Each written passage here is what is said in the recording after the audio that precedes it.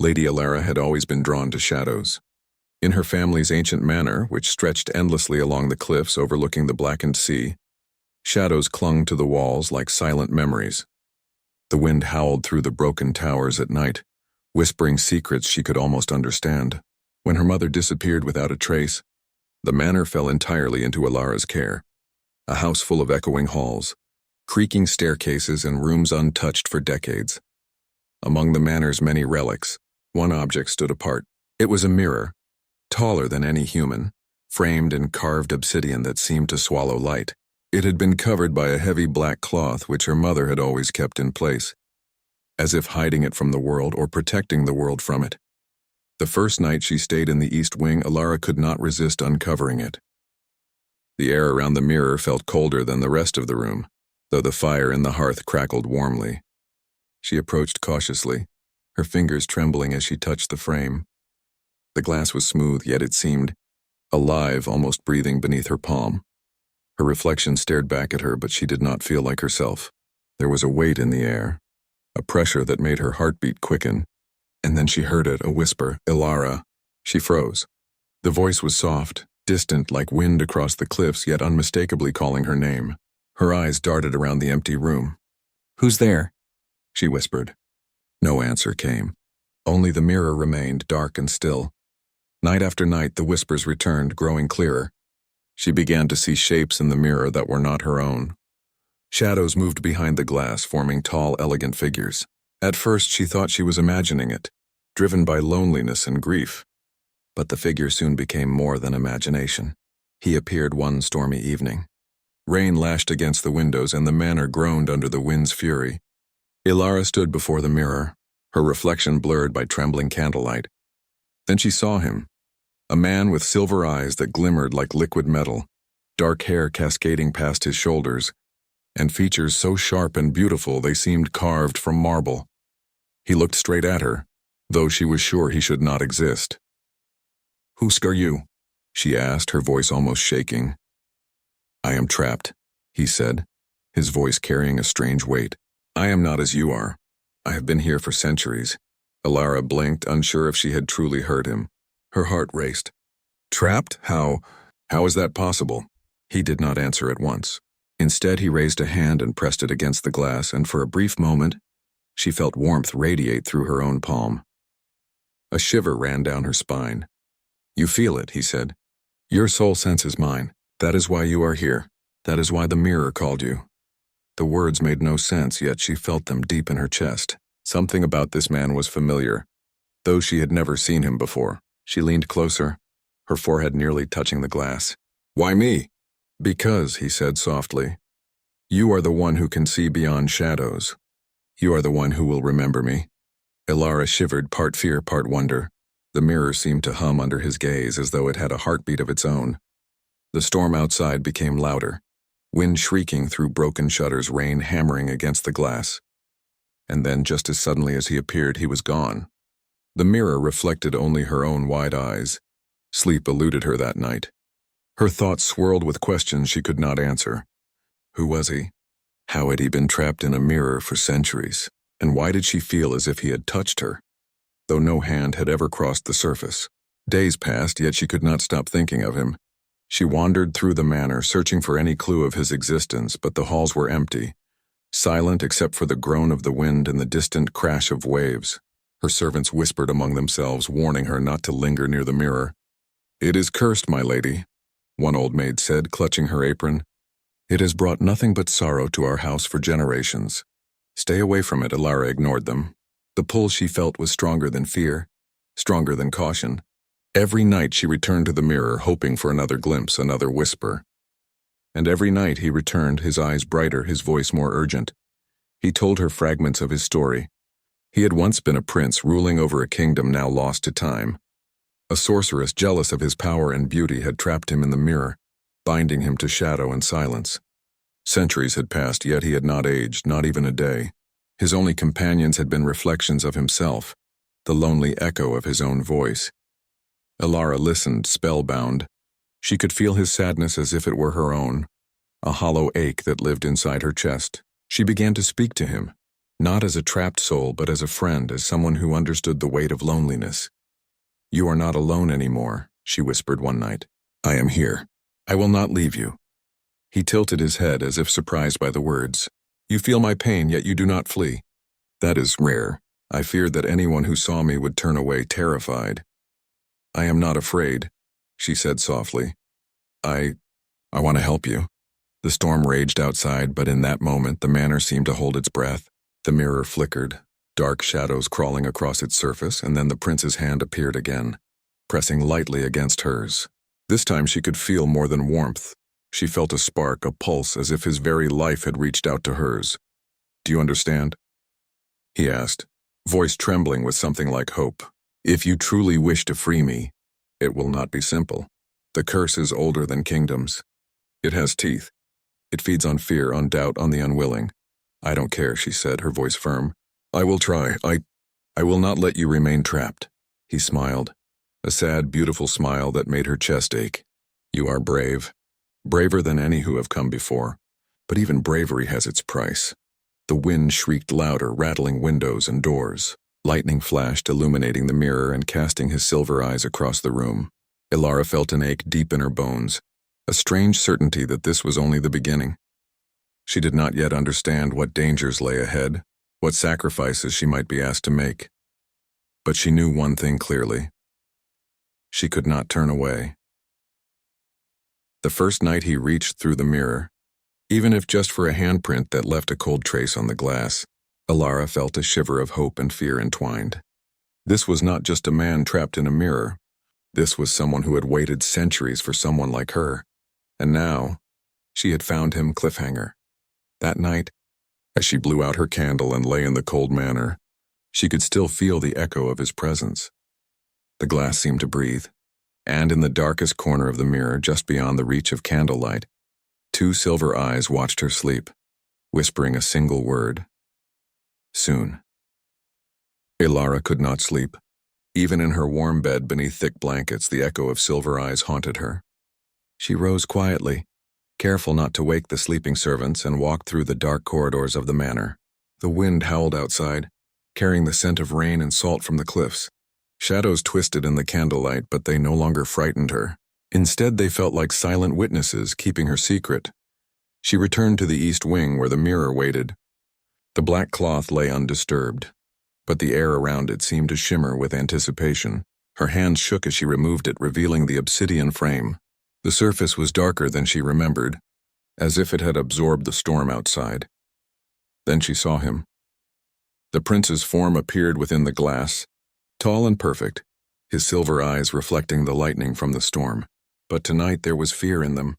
His hand reached for her through the glass again, trembling as though he struggled against invisible chains. "Ilara," he whispered, voice soft and urgent. "Something has changed. The curse stirs." Ilara stepped closer, her fingers brushing the cold surface. She felt a tingle, almost like electricity running through her veins. "What is happening?" she asked. "Are you in danger?" "Yes," he said, voice tense. "The spell that holds me tightens when I feel hope. It fears freedom, and it senses your intent. Each time you come near, it tests me, threatens me, tries to pull me back." Ilara swallowed, her heartbeat quickening.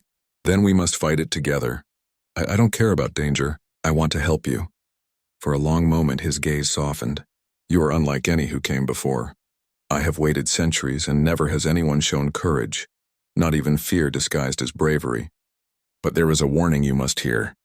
Ilara leaned closer, pressing her forehead lightly to the cold glass. "I will listen." "The mirror's world is not like yours," he said. "It is alive with shadows, illusions, and memory. You cannot step inside as you would a room. If you ever try, the mirror will test your mind, your heart, your will. It will show you things you most fear, things you desire, and things you cannot yet understand. Many have lost themselves trying." Ilara did not flinch. "Then I will be careful. But I cannot leave you trapped." He looked at her with an intensity that made her chest ache. "You may not have a choice soon.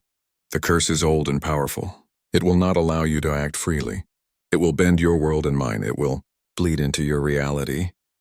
A sudden movement in the mirror made her jump. Shadows twisted behind his form, dark shapes crawling along the surface as if alive. Lightning struck the cliffs outside, illuminating the room in stark white flashes. For a moment she saw more than the prince in the mirror. Figures, tall, twisted, faceless, lurched in the background. The prince's hand trembled against hers. "Do you see them?" he asked.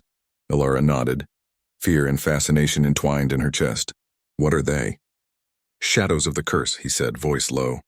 "They are its servants, its eyes, its whispers. They watch, they wait, they try to break me." The candle flickered violently, and for a heartbeat the prince vanished. Alara gasped, her hand frozen against the glass. But then he returned, pale, more fragile than before. "You must not fear the shadows, Alara," he said. "Their power is in your fear. Stand steady and they cannot harm you." Alara swallowed hard, trying to steady her trembling hands. "I'm not afraid," she whispered, though her voice betrayed her. He smiled faintly. "You are braver than you know. But bravery alone will not free me. You must learn patience, strength, and understanding. There is more to the mirror than you see. There is a world beyond it, one that you may not survive unprepared." She pressed her palm against the glass again. "Then teach me. I will do whatever it takes." The prince's eyes softened, shining with silver light. "Then we begin," he said. Over the following nights, Alara returned to the mirror, learning from him. He taught her to feel the pull of the mirror world without stepping inside. He showed her how to sense its movements, the whispers of its shadows, the heartbeat of its magic.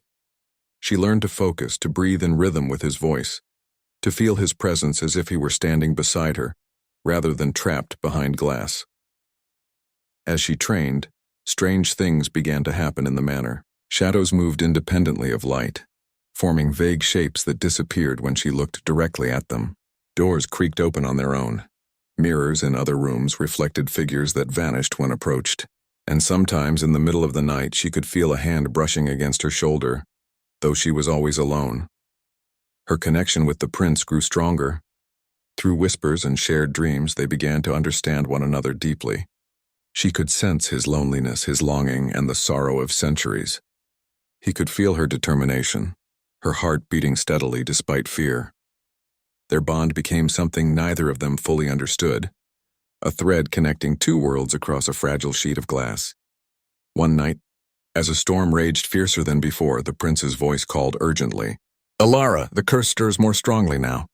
I feel it trying to pull me back, deeper into its darkness." She pressed her hands to the glass, willing him to hold on. "I'm here. I'm not leaving you." The shadows behind him grew larger, writhing like smoke caught in wind. Their shapes became clearer, faces twisted in silent screams, hands reaching for him. He struggled, pressing his palm against hers through the mirror. "It knows what we are attempting. If it succeeds, it will erase me, and you may feel the cost in your own world." Alara's heart pounded. "Then I will not let it succeed. Tell me what to do." "Concentrate. Do not let fear touch you. I can hold for only moments. You must stand strong even if it feels impossible," he said. Lightning struck the cliffs, shaking the manor. She closed her eyes, focusing on his presence, feeling his heartbeat through the cold glass. The shadows shrieked silently, pressing closer, writhing around his form. Then slowly, as if obeying the strength of their bond, the darkness began to retreat. When she opened her eyes, the prince's form had returned to normal, though he looked pale and tired. "You have done well," he whispered, eyes softening with something like awe. "I have not felt hope in centuries. You give it to me." Alara smiled faintly, though exhaustion weighed heavily on her. "I could never abandon you." He reached for her again, and this time the glass seemed warmer, as if responding to their bond. She could feel him more clearly, his presence stronger, as if the boundaries between their worlds were thinning. "But be warned," he said quietly, his eyes darkening with concern. "The closer we become, the more the curse notices. Soon it may act directly against you. You may feel its touch, its hunger, even here in your world." Ilara's stomach tightened. "Then we face it together," she said firmly. "Whatever comes, I will not turn away." For a moment, they simply stared at each other through the glass. No words were needed. Their hearts spoke in silence. And in that silence, Alara realized something terrifying and beautiful. She had already fallen for the man in the mirror. Not just for his beauty or his story, but for the courage and longing that burned in his silver eyes. The storm outside began to subside, leaving a soft patter of rain against the windows. But inside, the air still hummed with magic, tension, and promise. The manor felt alive, as if it knew that something extraordinary had begun. And then, as Alara stepped back exhausted, she noticed something that made her blood run cold. On the mirror's surface, faintly, a handprint had appeared, not on the inside where the prince's hand rested, but on the outside, pressed against her world. It was translucent, shimmering slightly in the candlelight. Her eyes widened. He touched it, she whispered. The prince's voice, faint but urgent, echoed in her mind. Soon, Alara, soon we will cross shadows together. But the cost may be greater than either of us can bear. Alara pressed her hand to the glass where the handprint lingered, feeling a thrill of hope and fear intertwined. She knew that this was only the beginning. The mirror's secrets, the curse's power, and the man trapped within it would demand everything she could give, and perhaps more. But she did not care. She would face it all. For him, for their bond, for a love that had already begun to defy time, space and shadows, cliffhanger. That night, as the candle flickered and the manor grew quiet, the prince's silver eyes appeared again in the mirror, watching her intently, and in the faintest whisper only she could hear, he said, "Prepare yourself, Alara. The shadows are coming." Alara could not forget the prince's warning.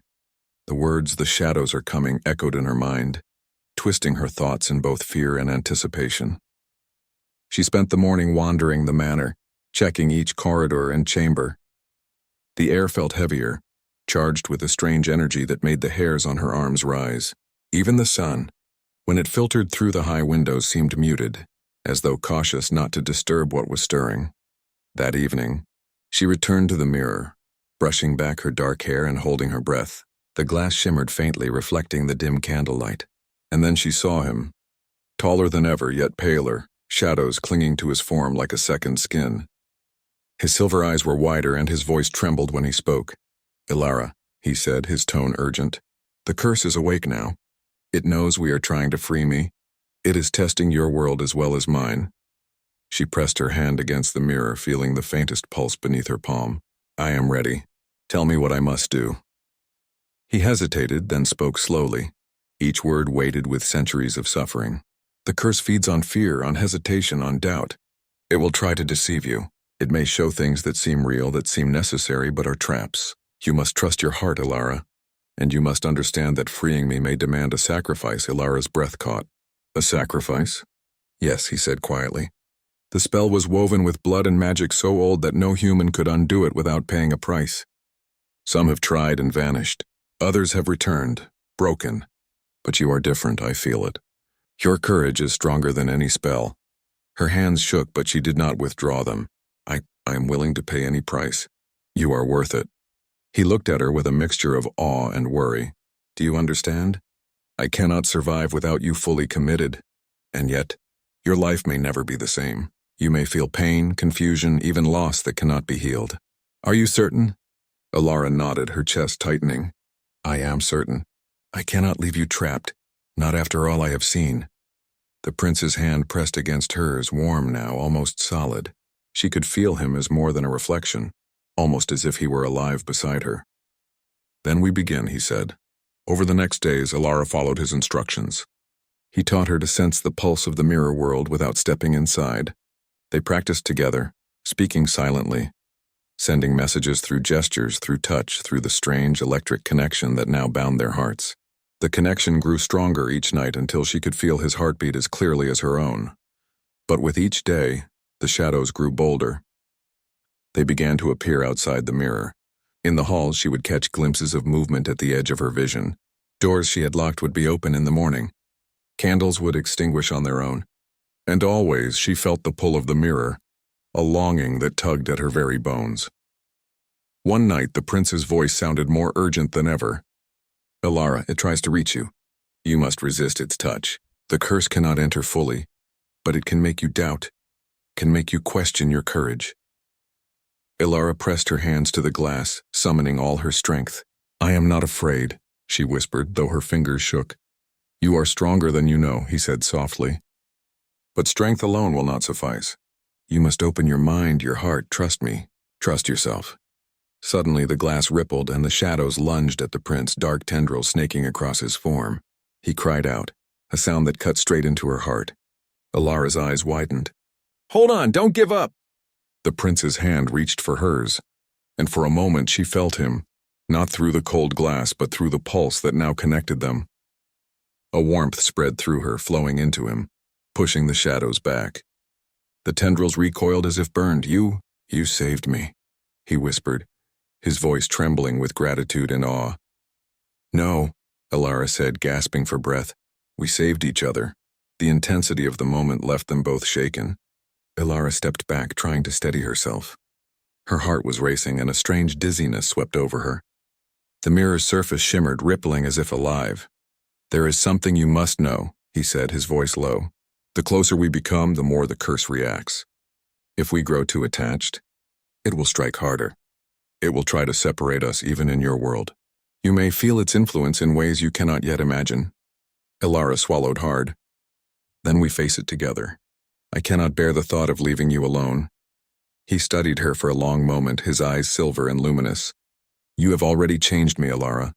Even here I feel your presence more vividly than I ever felt anything in centuries. But you must understand the risk. This is no ordinary bond. This is something far greater and far more dangerous. The manor seemed to grow quieter around her, the wind outside pausing as though it too were listening. Shadows lingered at the edges of her vision, curious, cautious. And in the mirror the prince's form shimmered with a faint silver glow, more solid than before. I do not care about danger, she said firmly. I want you free. I want us to be together, even if the world does not understand, even if the curse tries to tear us apart. He reached for her again, his hand pressing against hers with urgency. Then we must prepare. Soon the shadows will test us directly. You may feel them in your dreams, in your waking moments. You may see illusions, faces from your past, and even people you love may seem against you. Remember this, Elara, you are never alone. I am with you, as long as you hold on. That night she lay in her bed, staring at the ceiling, feeling the echo of his presence through the mirror. She could almost see his silver eyes in the darkness, watching, waiting, and silently comforting her. A strange hope blossomed in her chest, mingled with fear and anticipation. She thought of the handprint that had appeared on the outside of the mirror, a mark that showed him reaching toward her world. Could it be possible that he could cross the barrier entirely? The thought thrilled and terrified her in equal measure. Sleep eventually claimed her, but the dreams were not gentle.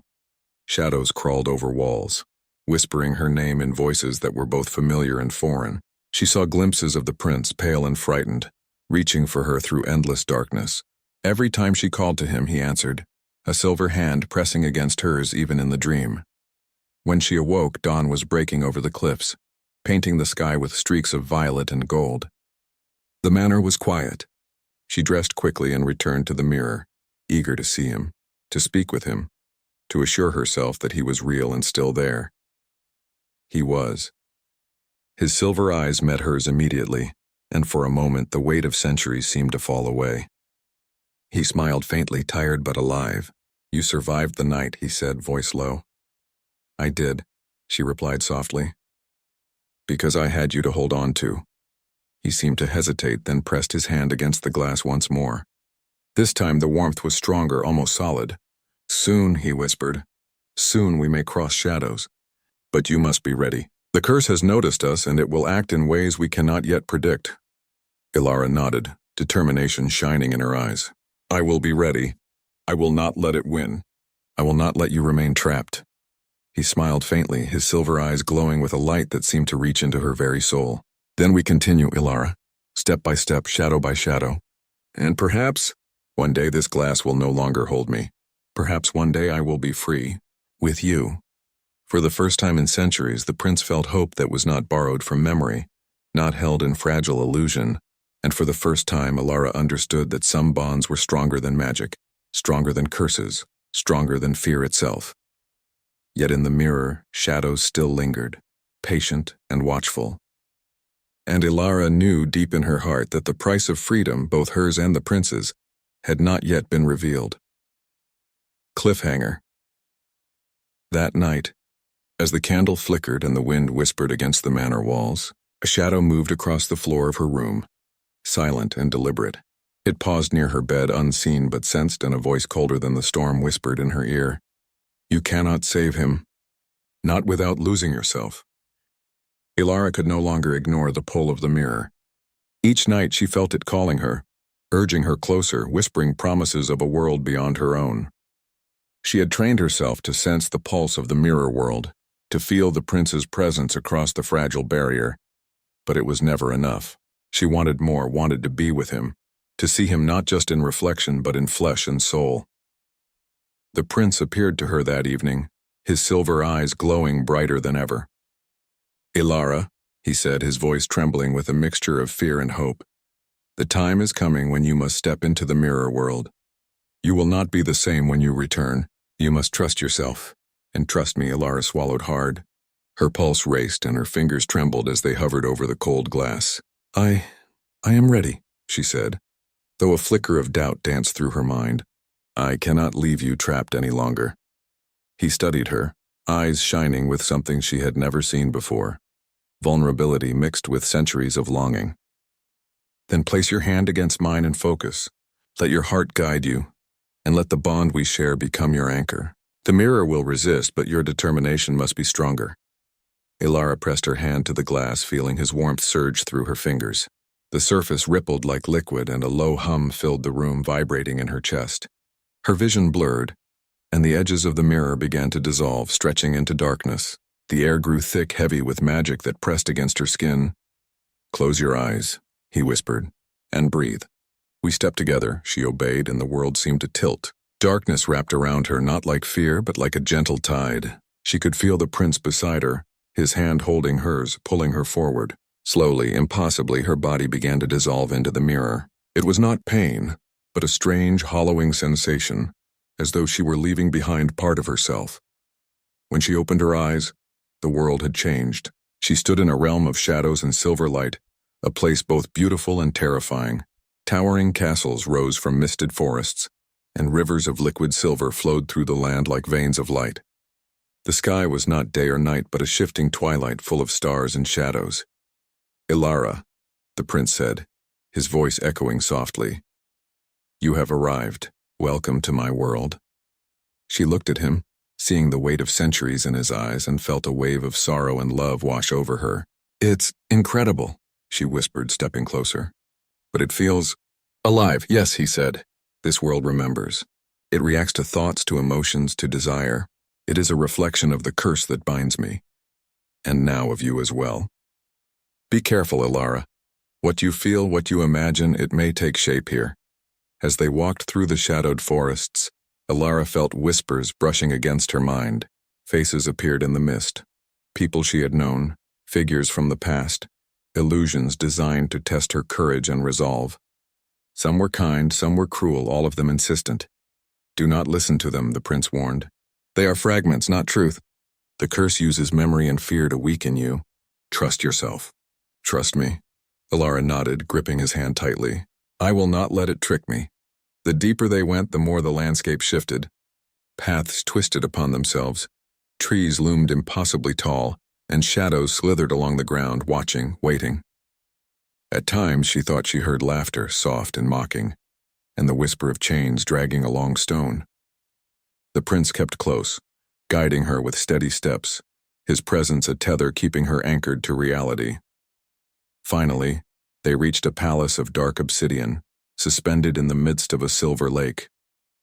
Its towers were sharp as blades, and its gates seemed to pulse with an ancient energy. "This is where the heart of the curse resides," he said, his voice heavy.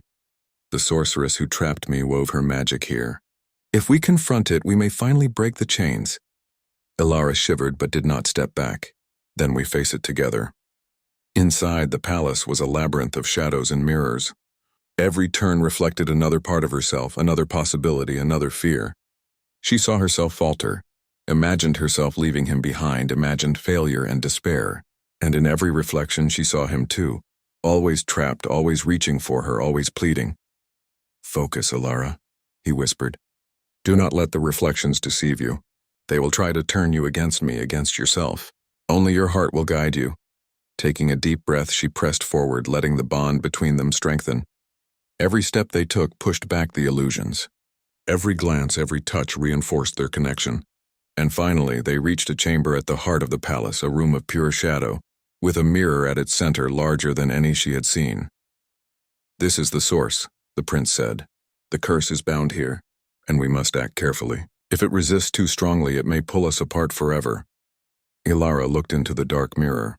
It shimmered with impossible depth, showing glimpses of her own world, her family, and herself, sometimes alive, sometimes gone. But at the center she saw him, pale, fragile, his hand reaching out. "You are ready," he said, his voice gentle, urgent. "Place your hand on the glass. We will bind our hearts, our will, and our courage. Only together can we undo this curse."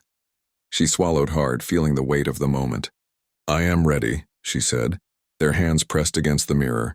A pulse of silver light shot through the room, and Ilara felt her heart merge with his in a way that went beyond words. Their bond became a tether, a bridge that stretched across worlds. Shadows shrieked and writhed, trying to resist, but the strength of their connection pushed them back. For a long, tense moment, nothing happened but the hum of energy, the ripple of light, and the beating of their hearts. And then the mirror cracked, not like breaking glass, but like ice shifting under pressure. Light poured through, and the prince stepped toward her. "Ilara," he whispered, tears glimmering in his silver eyes. You did it. We are free, almost. But the curse will not surrender completely. It will seek revenge, and it will test us again. You must be prepared for that." She nodded, overwhelmed by relief, love, and fear all at once. I will face it. With you." The shadows recoiled, hissing and twisting, but they did not vanish completely. The curse's voice echoed around them, low and cold. "You may free him, but you cannot escape me. Not fully." Ilara shivered but did not let go of his hand. "We will face you," she said firmly. "Together." The prince smiled, a mixture of gratitude and awe in his gaze. "You are more courageous than any human I have ever known, and you have given me something I thought lost forever: hope." They stood in silence for a moment, their hands entwined, hearts beating as one. The mirror world still hummed with magic and danger, but for the first time in centuries, the prince felt alive. And for the first time, Ilara understood that some bonds were stronger than time, stronger than curses, stronger than fear itself. But the warning lingered, sharp and real. The curse had not been defeated. The shadows would return, and the cost of their freedom might demand more than either of them could imagine. Yet she did not care. She would face it all. She had already crossed shadows, fought illusions, and bound her heart to his. Whatever lay ahead, they would face it together. Cliffhanger. As they turned to leave the shadowed palace, the air shifted. A figure emerged from the deepest darkness, a woman cloaked in silver and black, her eyes glowing with cold light. The prince froze, recognition flashing across his face, and with a voice that made the air itself shiver, she said, "So the human dares to enter my domain and touch what is mine." Ilara's heart pounded as the figure in silver and black stepped forward, her cloak swirling like a shadowed storm. The woman's eyes glowed with cold light, and her presence filled the chamber with a suffocating power. She was taller than any mortal, and her voice cut through the air like a blade. "So the human dares to enter my domain and touch what is mine," she said, her gaze fixed on Ilara. The prince stepped closer, his silver eyes narrowing. "Sorceress, you will not harm her," he said, voice steady, though tension coiled in his chest. "I am free because of her courage." "You cannot undo that." The woman laughed, a sound like glass shattering. "Free, foolish boy? I gave you life, and I can take it again. And this human, she is nothing but a fleeting spark, one I will snuff out if she threatens me." Ilara swallowed, her fingers tightening around the prince's hand. Fear surged, but she forced herself to stand tall. "I am not afraid," she said, voice trembling only slightly. "And I will not let you harm him. Whatever this curse is, we will face it together." The sorceress's eyes flickered with anger. "You dare speak of courage? You do not understand the price you are about to pay. The mirror's power is ancient. It bends worlds, twists hearts, and punishes those who defy it. And yet, you stand before me claiming you are ready." "I am ready," Ilara repeated, her voice stronger this time, "because I love him, and that love is stronger than fear." The sorceress tilted her head, curiosity and disdain mingling in her gaze. "Love?" she said softly. "You, a human, think your fleeting heart can defeat centuries of magic? You cannot even grasp what binds this world." But Ilara did not falter. She pressed her palm to the cold mirror at the center of the room, the same one that had held the prince captive. Silver light began to ripple from her touch, flowing like a river across the shadowed floor. The prince joined her, placing his hand over hers. Their bond pulsed outward, a heartbeat of courage, hope, and determination. The sorceress recoiled. "Impossible!" she shouted. "The power of the mirror belongs to me. You cannot break it." Elara took a deep breath, focusing on every lesson the prince had taught her. She felt the mirror's pulse, the shadow's whispers, and the prince's heartbeat all merge into one steady rhythm. "We are stronger together," she said softly, almost a prayer. "You cannot hold him any longer." The chamber shook. Shadows writhed violently, lashing at her with long dark tendrils. The sorceress raised her arms, weaving more magic, trying to overwhelm the human's courage. But Elara did not waver. She closed her eyes and let her love guide her, letting it flow through her hands, through the prince, through the bond that now spanned worlds. A flash of silver light erupted from the mirror. The shadows screamed, twisting, dissolving, and vanishing like mist under sunlight. The sorceress stumbled backward, her power faltering. "No, this cannot be," she whispered, disbelief in her voice.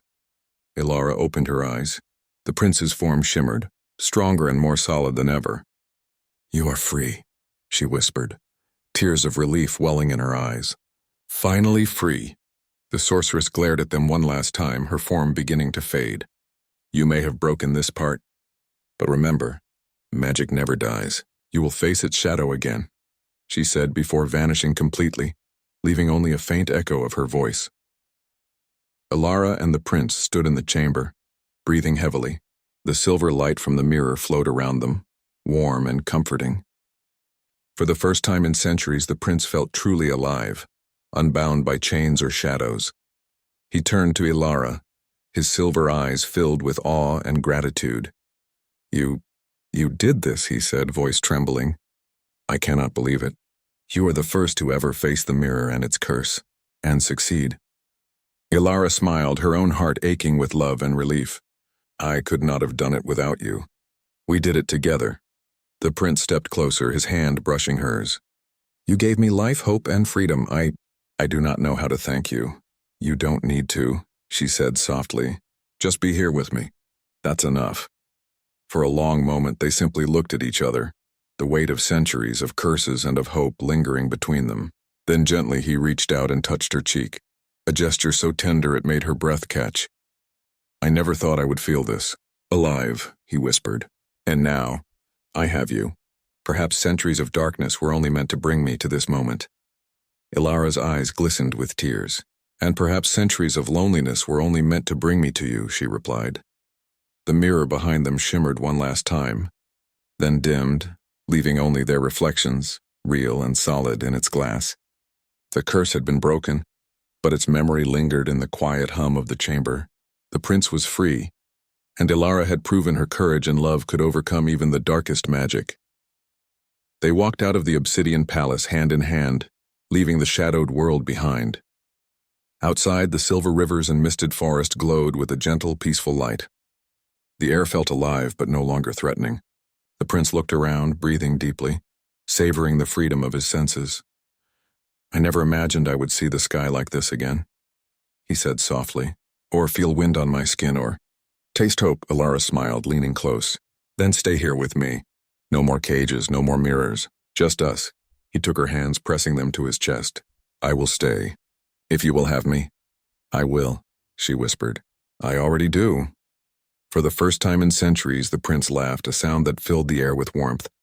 And for the first time, Elara felt the true power of their bond, not magic, not curses, but love that could endure anything.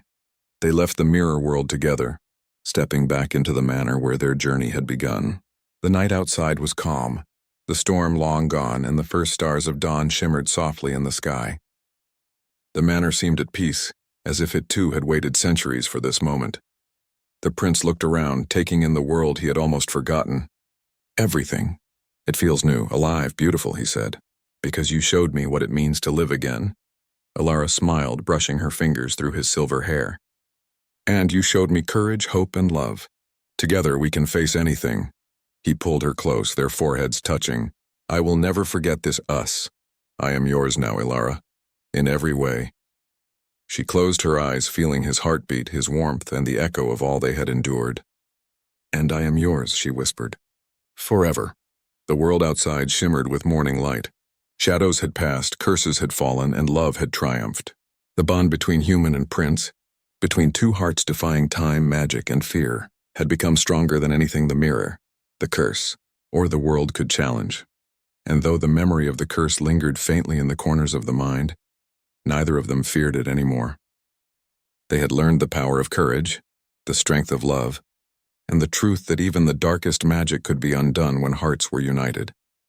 As they stepped out into the dawn together, hand in hand, the world felt infinite, full of possibility and full of life. The prince, once trapped in silver and shadow, was free. And Alara, who had dared to cross into darkness for love, had found not just him but herself as well. The mirror in the east wing remained, but its surface now held only reflections, no chains, no curses. And sometimes, when the candlelight flickered just right, it seemed to smile back at them, a silent witness to a love that had endured the impossible. Together, they walked toward the horizon, two hearts bound across worlds, ready to face whatever came next. And in that moment, nothing could touch them, not shadows, not curses, not time itself.